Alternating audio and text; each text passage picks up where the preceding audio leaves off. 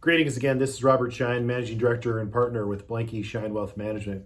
Well, today is Thursday, May 14th, 2020, and there are some topics that we want to discuss as it relates to market observations, insights from our daily research, and in general, what the markets are taking a look at, what we're paying attention to.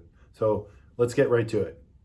The first is, I don't know if you caught this early this morning on CNBC. They had a special guest, Joe Kernan, on Squawk Box, had a guest, Mohammed Al-Arian from Allianz, and he's their chief economist. Mohammed Al-Arian, back in, during the Great Recession, was with PIMCO, and he came up with the term the new normal back then. And now he's talking, he actually had a great analogy this morning talking about what the economy and the recovery look like going forward for the U.S. here specifically. What he was indicating was, his analogy was, is what we're seeing is it's like the pendulum swinging, if you will. You know, we go from an all-time best economy on one end to the worst fear that you could think of as a result of the coronavirus. So going from all-time highs on markets and everything else to the worst case scenario, shutting the economy down, and then the worst fear as it relates to sort of the medical aspect when this first pandemic broke out. So that sort of took, the swinging back and forth from hope to fear. And what we're going to see is that the pendulum is going to go back and forth and back and forth. And the only cure is over time.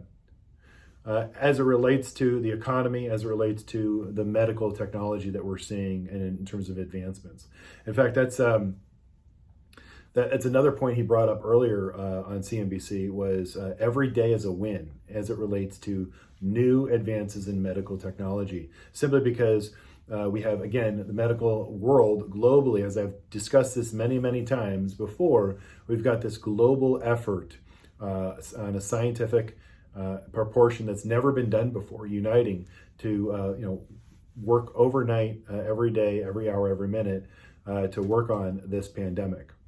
So every day is a win because time is really critical. In the interim, we're going to see the economy, i.e. the markets and a few other things, go from hope to fear, hope to fear, hope to fear. But what we're going to get is the pendulum is not going to swing as great as it once did when it first started.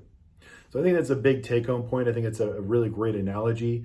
There's another topic we want to talk about, which is the M2 money supply that sort of plays right in the middle of this as to why markets are sort of digesting this information. So let's discuss the M2 money supply. Essentially, M1 money supply and M2 money supply from the Federal Reserve, it's basically the monetary base of deposits, your checking, your savings, lower deposits in the M2 money supply. Essentially, what we've seen most recently is a chart that we got from this morning's research that specifically just shows, historically speaking, going back a few decades now, the M2 money supply. And what we're finding right here is, this is where we are. We're exploded to well over 20%. And essentially what that translates into, right now, we've got so much money directly into consumers' hands. Now, it's in the banking system. It's in your checking account, your deposits, your money markets, your small businesses that have applied through the Small Business Association for the PPP loans. I know very locally a lot of local businesses, I know personally, that have received PPP loans, and now they're working their way through that as it relates to payroll and what they need to do to use those funds properly. Now, what that's setting up for, we don't know, right? We've never been here in terms of, historically speaking, the money supply. What that also indicates is the velocity of money in the system. So the market's hanging out, as we discussed, the S&P 500, it's consolidating in a trading range. And it's going to see, because if you think about it, a year from now, if you're a long-term investor and you take a long-term view, markets are discounting 50% on corporate earnings on a go-forward basis based upon multiples and PEs, even as we speak today. So if you take a long-range view, a year from now, 2 years from now, and you say, wait a minute, the economy will recover. We don't know. It's going to be a post-Corona 2020 view in the future. But when we do recover, earnings will recover. We also know that there's so much money in the system, as evidenced by the M2 money supply, that's going to work its way in.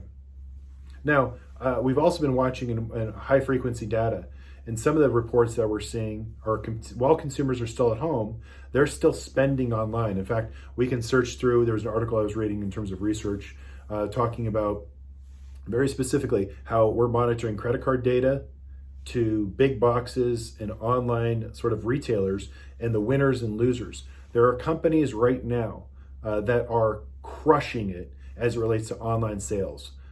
People are at home. They've got an extra, some money in their pocket, if you will, in some cases. If not, they're going to try to stay at home anyway and try online shopping for the first time ever. Again, it's a new normal. It's a new economy. So it's interesting to see, this as we work our way through this. But again, the pendulum is swinging. But we're not going to see the extremes that we did, but only time will take it back to the new normal of the economy that we're looking at going forward. So that's the update for today. Stay healthy, stay safe, and thank you for watching.